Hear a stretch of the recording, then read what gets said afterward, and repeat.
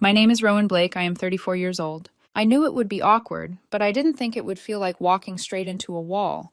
It was just family brunch. That's what the text had said. Family brunch, 11 a.m., everyone invited. Nothing fancy, no special occasion, no caveats, just brunch. I parked a little down the street because the driveway was already full. My son hopped out first, clutching the small Lego figure he took everywhere, and my daughter slid her hand into mine, pressing in close the way she always did when she was somewhere new. "Are we late?" my son asked. "A little," I said, trying to sound light. Fashionably. I pushed the front door open and stepped into the dining room like I was stepping onto a stage I hadn't rehearsed for. Everyone was already seated around the long table, my dad at the head, my mom to his right, my brother Austin and his fiancée across from them, a couple of cousins at the far end. Plates full, glasses halfway empty, laughter already in the air. The laughter stopped when they saw me. My dad looked up from his plate, fork hovering in midair, eyes sliding over me. Then my kids, like we were an unexpected bill he'd forgotten to pay, and then he said it. This day was going fine until now. My daughter's grip on my hand tightened. My son stopped just inside the doorway, the Lego figure dangling forgotten at his side. For a second, the whole room froze like someone had pressed pause. No one said anything. Austin didn't look at me. He was busy topping off his mimosa, jaw working like he'd heard something mildly inconvenient, not cruel. His fiancée had her lips pressed together in a tiny, amused smirk, like this was entertainment. My mom's eyes flickered between me and my dad, an apology on her face, a silent, desperate, "Please don't start," in the way her fingers kept twisting her napkin. The air felt thick, heavy, too hot. My son tugged on my sleeve. His voice was quiet, but I swear it sounded louder than anything else in the room. "Are we not wanted?" That was it. No screaming, no thrown plates, just that one small question from a 7-year-old boy trying to understand why his presence could ruin a day. I bent down, kissed his forehead, and smoothed his hair back. "Come on," I said softly. "Let's go." I didn't look at my dad. I didn't look at Austin. I didn't wait to see if anyone would stop me, or apologize, or pretend they hadn't heard what they'd just heard. I just turned around, my daughter still holding my hand, my son walking close at my side, and walked out. No one followed. Back in the car, I buckled them in, my hands steady in a way my chest was not. I handed them the granola bars I kept in the glove box for emergencies. I guess that's what this was, just not the kind I'd planned for. They chewed quietly in the back seat, trading crumbs and little comments about the flavor. Kids are resilient like that. They feel it, the tension, the hurt, but they also know how to return to the small, solid things in front of them. I didn't cry. I didn't even feel surprised. I felt tired, bone-deep tired.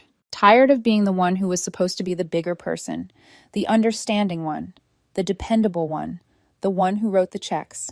That's the part no one at that table wanted to talk about. Austin's wedding. It was 3 months away and I was covering at least half of it. Actually, more than half, if we were being honest. I'd paid the deposit on the lakefront venue he absolutely had to have because the photos would be perfect for the gram. I'd covered the cake from that pretentious bakery 3 states away because his fiancée refused to settle for something local. I'd put money down for the live band Austin just had to have because a DJ was too cheap.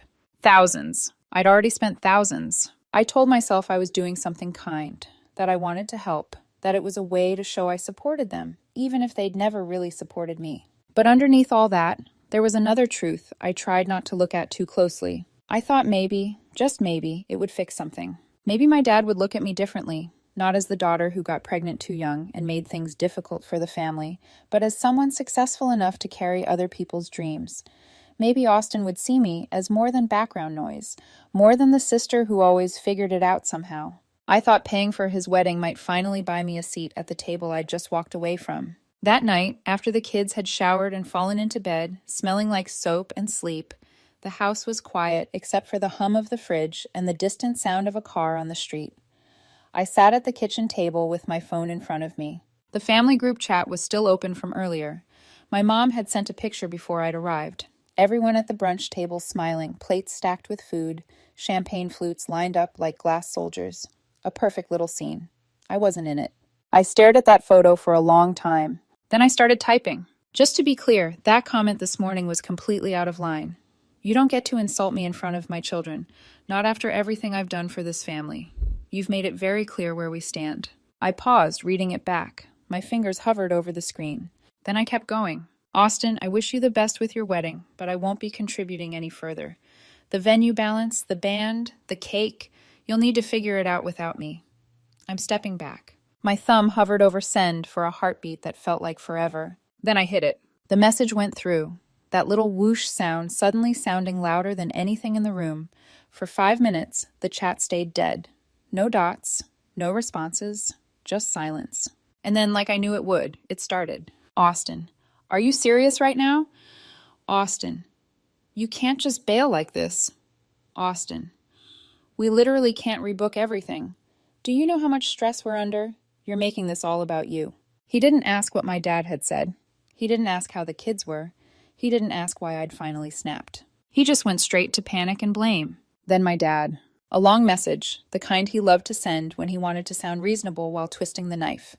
It started with, "You always have a way of making everything about you," and ended with, "This family bends over backwards for you, and it's still not enough."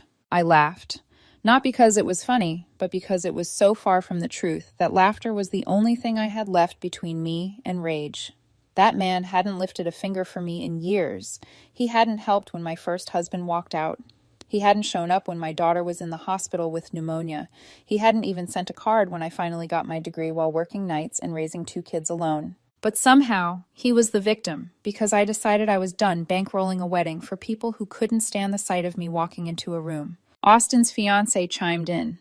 "This is really unfair, Rowan. We thought you were doing this because you wanted to." I stared at her message for a long second, thumb hovering over the keyboard, every part of me wanting to type something that would scorch the earth. Before I could, another notification popped up, from my mom. I understand. Just 2 words. No emojis, no elaboration. But from her, it felt like a crack in the wall. She'd been holding up for years. I didn't reply to any of them. I turned my phone face down on the table, turned off the lights, and went to bed. I knew this wasn't over, not even close. Austin had never been told no in his life. My dad had never faced a line he couldn't guilt someone into crossing. For the first time, I had drawn one. And I had no intention of stepping back over it. The next morning, my phone was already vibrating before the sun finished rising. 16 notifications. The family group chat. Separate text, missed calls, stacked on top of each other like falling dominoes. My kids were still asleep, their bedroom doors closed, soft breathing drifting into the hallway. For a moment, I just sat on the edge of my bed and watched the screen light up over and over again. Austin was first, always first. "Rowan, what is wrong with you? We can't rebook anything. You're seriously bailing now? Do you understand how much work this creates? You're making this all about yourself." Every line sounded exactly like him, panic dressed as entitlement. He didn't ask what happened. He didn't ask if the kids were okay. He didn't even ask why I had left brunch with tears unshed behind my eyes. He just saw the hole in his budget and noticed his safety net had been cut. Then my dad joined in. "You're overreacting. You always do this. One small comment and you take it as an attack. This family bends over backward for you and it's still not enough." I stared at that message for a full minute. Bent over backward? This man had not bent for me a day in his life. Not when my son was born and I spent nights awake alone. Not when my daughter had pneumonia and I slept on a hospital cot for 3 nights straight.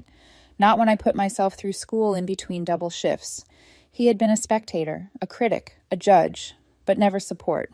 And yet here he was, playing the martyr so well he almost believed himself. I didn't respond. Instead, I got up, packed the kids' lunches, woke them gently, and started the day like any other.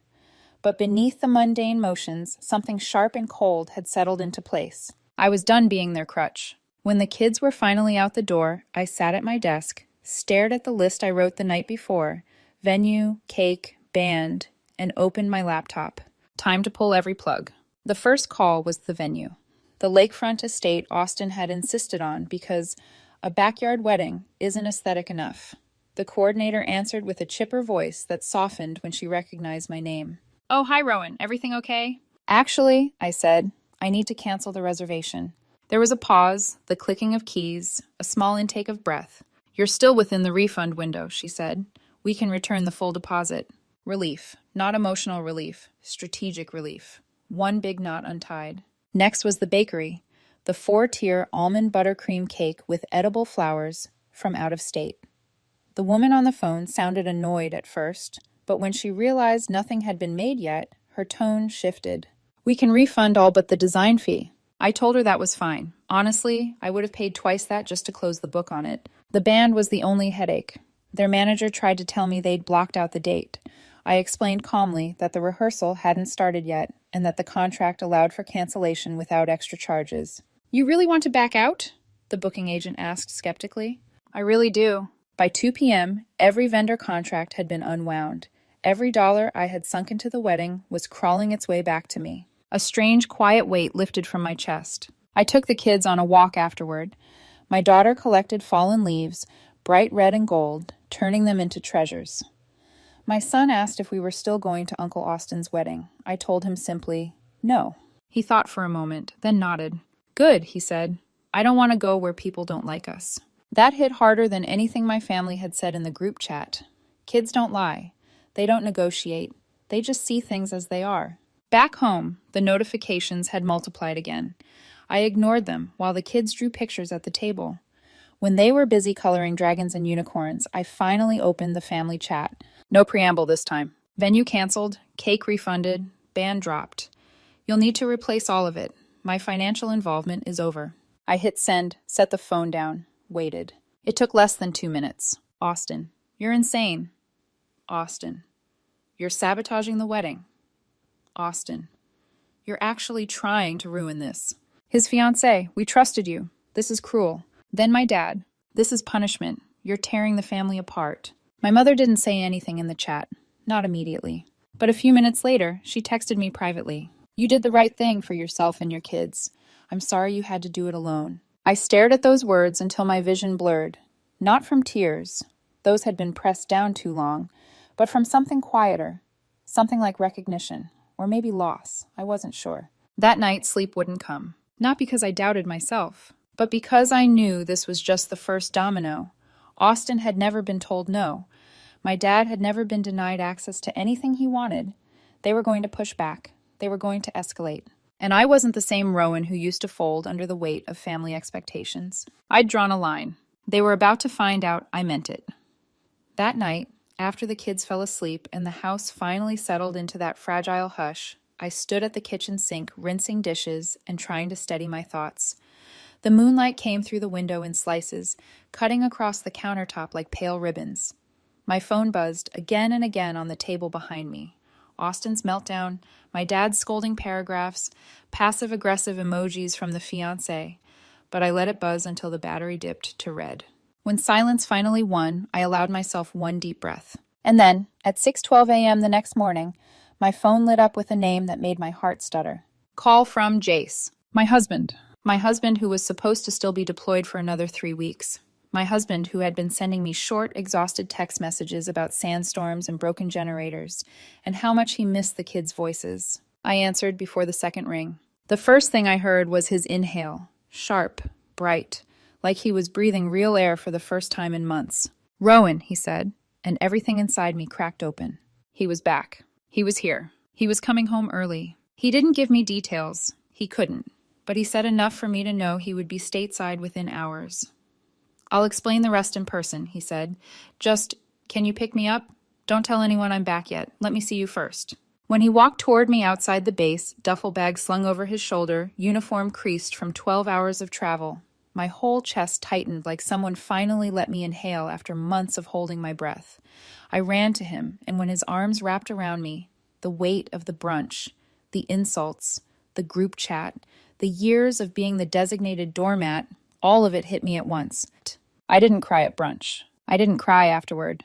But there, pressed against the chest of the man who had been loving me from thousands of miles away, I broke. He held me until my body stopped shaking. In the car, he listened, really listened.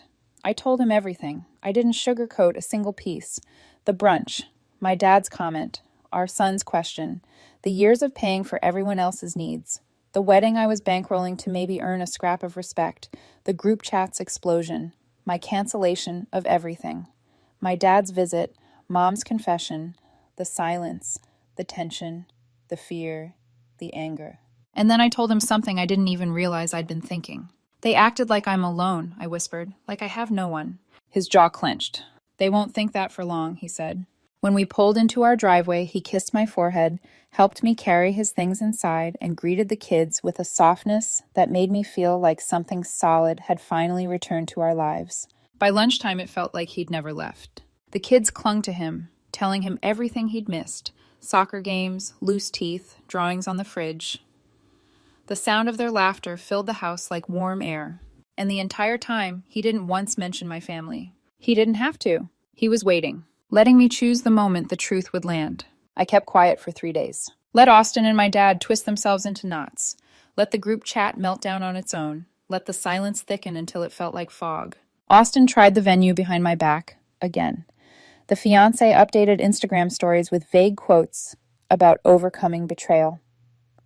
My dad posted a Bible verse about forgiveness he had clearly never read past the first line. And then came the thing that snapped the last thread of restraint inside me. A cousin texted me a link, a GoFundMe. Title: Help us rebuild our dream wedding after family betrayal. Goal: $10,000. Photo: Austin and his fiancée smiling in front of a lake, the same lakefront estate I had paid the deposit for. The description was worse. Due to an unexpected and hurtful loss of support from someone very close to us, our wedding plans have collapsed. Someone very close collapsed. My son was reading over my shoulder before I realized he'd climbed into my lap. He saw his uncle's face. He saw the words family betrayal. He looked at me, confused, hurt, searching my expression like a mirror that might give him answers. That was it. That was the moment everything inside me turned from hurt to clarity. I walked into the living room and handed the iPad to my husband. He stared at the screen in silence for a long moment. His face didn't contort, didn't flush, didn't erupt. His expression simply flattened into something cold, controlled, lethal. He set the iPad down, took out his phone, and said quietly, "All right, time to introduce myself to your family again." I didn't ask what he meant. I just stood there, heart pounding, watching the man who had always been calm in the middle of chaos take a breath and type. And then he joined the family group chat. For the first time in 8 months, his name appeared at the bottom of the screen. Jace: "Hi everyone, I'm home. I've been fully briefed on everything. Let's clear a few things up." Austin read it instantly. So did my dad. So did the fiancé. Before they could respond, Jace sent the next message. A cascade of screenshots. The venue contract showing my name, the cancellation confirmation, the cake refund, the email from the band, the receipts for everything I'd already paid, every single thing they'd pretended didn't exist. Then he finished with, "We will not be contributing another cent to this wedding. Any further attempts to guilt, manipulate, or publicly defame my wife or our children will be handled through legal channels." Silence. Actual silence. 10 minutes of it. And then Austin exploded. "You're hiding behind him, Rowan. This is manipulative. This isn't how families work." My dad tried to reclaim authority, typing, "This is not your place, Jace. You don't understand our family. This has nothing to do with you." My husband replied with 4 words. "Return the money now." And then, "Or we'll see you in court." The chat went dead. Austin's typing bubble appeared, disappeared, reappeared. Then nothing. Later that night, my dad sent a private message to Jace, not me. "We can negotiate terms." My husband didn't negotiate. He sent one sentence: "Pay Rowan back in full, and don't contact her again." The dam didn't crack that night. It shattered. 2 days after Jace dropped those screenshots like precision-guided missiles into the family chat, the entire wedding, Austin's dream wedding, the one I had practically built for him, began collapsing in real time. And I didn't have to lift a single finger. On Wednesday morning, while I was pouring cereal for the kids, my phone rang. It was a number I didn't recognize, but something told me to answer. "Hi, this is Marlene from Willow Cove Estates," a woman said politely. "The backup venue your family recently booked?" I stiffened. Austin had booked the second venue under Daniel's name. Of course he had. But he hadn't scrubbed the system of my info as the original financial contact. Amateur mistake. "Yes," I said. "I just need to confirm payment. The balance was due yesterday, and we haven't received anything. We have 2 other couples waiting for this date. If payment isn't made today, we'll have to release it." I didn't hesitate. "If Austin or anyone from his party doesn't pay, you should release the date to someone else." She exhaled in relief. "Thank you for clarifying. We'll proceed." I hung up, put the phone down next to the cereal box, and watched my daughter draw stars in her milk with her spoon. I didn't warn Austin. I didn't warn his fiancée. I didn't warn my dad. Not out of spite, but because for the first time in years, their crisis wasn't my responsibility. By lunchtime, the venue had given the date to another couple. By evening, Austin tried calling me 5 times. I didn't answer. He texted long, frantic paragraphs full of blame, insults, accusations, every tactic he'd ever seen my father use. You've interfered enough. You're making this about you. This was supposed to be our day. I didn't reply. Jace did. Be an adult. Handle your own bills. Don't contact Rowan again. The 3 dots appeared, disappeared, appeared again. Then nothing. That night, a cousin called. One of the ones who thrives on family gossip the way plants thrive on sunlight. Did you hear? She said breathlessly. They canceled the wedding. I leaned back against the counter, half listening, half floating above the chaos like it was someone else's soap opera. They said it's because of logistical challenges, she continued. But everyone knows something happened. Her parents are furious. They've already spent thousands. She stopped to take a dramatic breath. Are you okay? I laughed, not unkindly, just honestly. I'm fine, because I was. I didn't want a spot in their circus anymore. Later that night, the official announcement appeared on Facebook. Due to an unfortunate series of logistical challenges, we are postponing our wedding celebration. Thank you for your support during this time. No admission, no truth, no accountability, just a polished lie to cover the wreckage. By morning, the messages started coming in. This time, not from the toxic trio, but from extended family members who had watched everything from the sidelines. Aunt Camille, I'm sorry. I should have spoken up sooner. Cousin Mary, we didn't know. We only heard Austin's version. A distant cousin I barely knew. I hope you never let them near your kids again.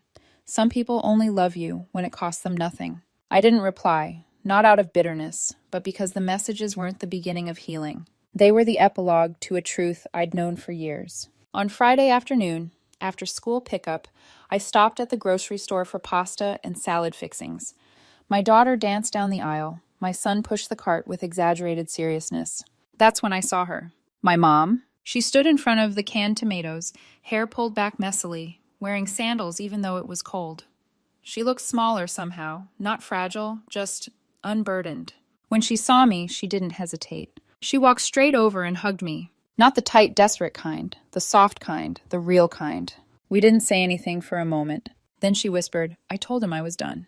I didn't need to ask who him was. She went on quietly, almost ashamed. He still blames you. Austin does too. But I don't. I see it now. She told me she was separating accounts, canceling things she'd been covering for my dad for years, starting therapy, relearning how to breathe without someone else's hand on her shoulder pressing her down. It feels like cutting a leash, she admitted, voice trembling. I didn't cry, but something in me softened. When she asked, Are you sure you're okay on your own? I just said, I'm not on my own. And she smiled in a way I hadn't seen in years. That weekend, Jace and I loaded the kids into the car and drove to a little cabin he'd rented by the lake. Nothing fancy, no cell service, just pine trees, a small dock, and the crisp smell of winter on the water. My son skipped stones across the surface, counting each bounce. My daughter tried to catch frogs near the reeds. Jace wrapped an arm around my waist as we watched the kids from the shore. This, he whispered into my hair, is what a family feels like. For once, I didn't question it. I didn't shrink. I didn't brace myself for the next emotional blow. I didn't wonder if I was allowed to rest in this peace. I let myself believe it. Because he was right. This quiet, this safety, this laughter was the kind of family I had spent years trying to build with people who never wanted me to belong. The wedding was canceled. My father was silent. Austin had vanished from the group chat. The fiancé posted cryptic quotes like someone auditioning for a new audience. And I was done looking back. The message from my father came in on a Tuesday afternoon, right between work emails and a reminder that my daughter needed to bring a shoebox for a school project. 8 words. No punctuation, no warmth. We're done. Don't reach out again. Goodbye. I read it once, then again. I waited for the sting, for the guilt, for the punch of sadness I'd been conditioned to expect. Nothing came. I didn't feel numb. I felt clean, like someone had finally signed the last page of a document that had been sitting on my desk for decades. I showed the text to Jace while he chopped onions. He barely slowed down. Good, he said softly. Let him mean it. 2 days later, he got the voicemail. Jace, not me. My father's voice was different this time. Not angry, not booming, not dripping with certainty and control. He sounded tired, like a balloon that had been deflated too fast. Jace, listen, I don't want things to escalate. I think we should talk, man to man. I'm open to discussing terms about the money. Terms. My father was still trying to turn a lifetime of wounds into a business deal. Jace didn't call back. He sent one text instead. Send Rowan the full amount. Do not contact her again. If you don't, we'll see you in court. No threats, no emotion, just the boundary my father never expected anyone to enforce. 3 days later, a check arrived in the mail. It was precise, down to the last cent I had ever spent for Austin's wedding.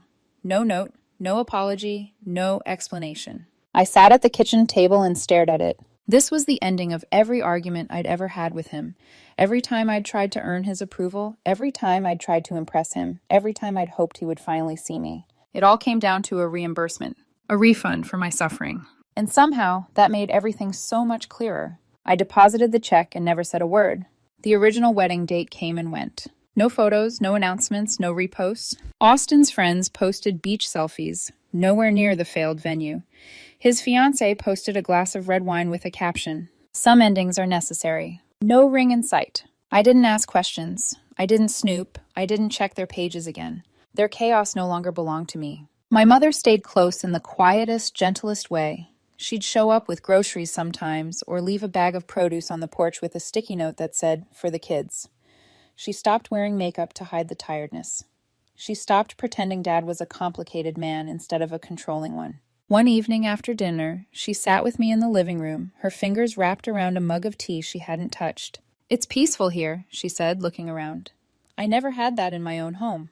I didn't answer. I didn't need to. She was finally choosing her own peace, too. We didn't talk about Dad. We didn't talk about Austin. We didn't talk about the wedding. For the first time in years, the silence between us wasn't strained. It was healing. That weekend, Jace and I took the kids on a little road trip to a lakeside cabin.